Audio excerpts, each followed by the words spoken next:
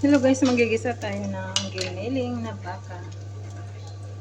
Tapos lang yung sibuyas.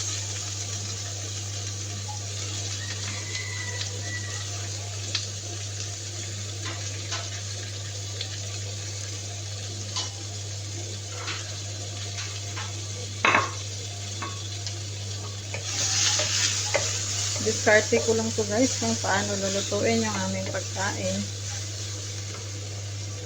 Kasi hindi naman sila nagre-request kung ano yung kakainin namin. Basta lang kung ano yung niluluto ko. Gustong gusto nila yung yung adobo na manok na may yung Pilipinas na lutong Pinoy ba?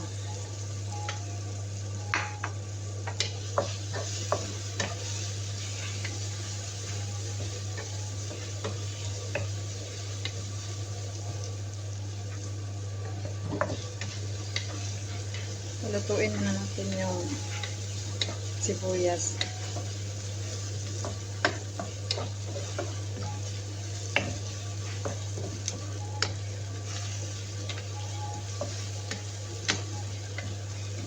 Hanggang ma-brown siya, ilagay natin yung ating giniling na baka. Igisa ko muna siya kasi magbubukod ako yung para sa bata, walang sili. Kasi yung babae, mahilig sa sili yung amo kong babae.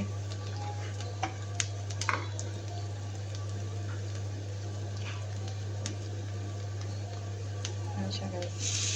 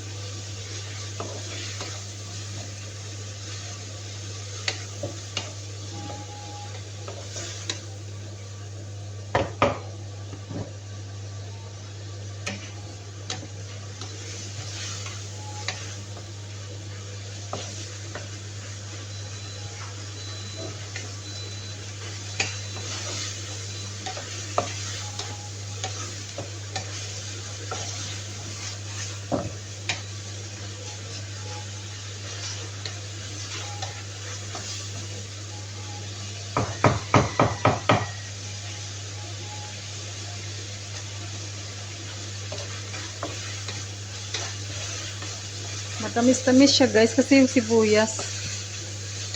Matamis-tamis yung sibuyas tapos nilagyan kong light sauce. Kulang siya sa asin. Sa bagay ayaw nila ng maalat eh.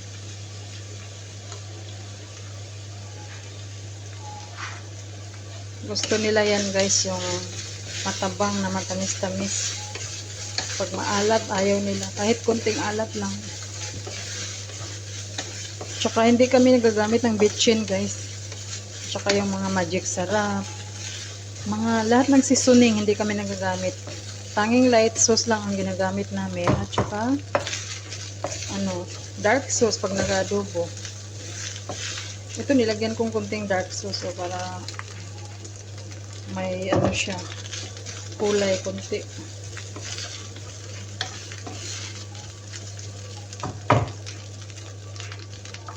Alam nila yung lasa na alam ni ma'am yung lasa na may bitchin.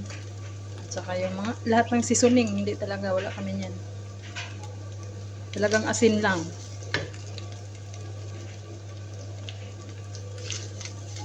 Masarap naman.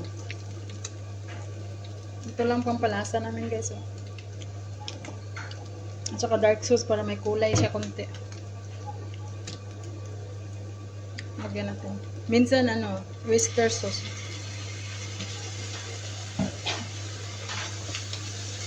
Lasa na. Tapos mamaya, igisa ko muna yung talong bago ko siya lagyan ito.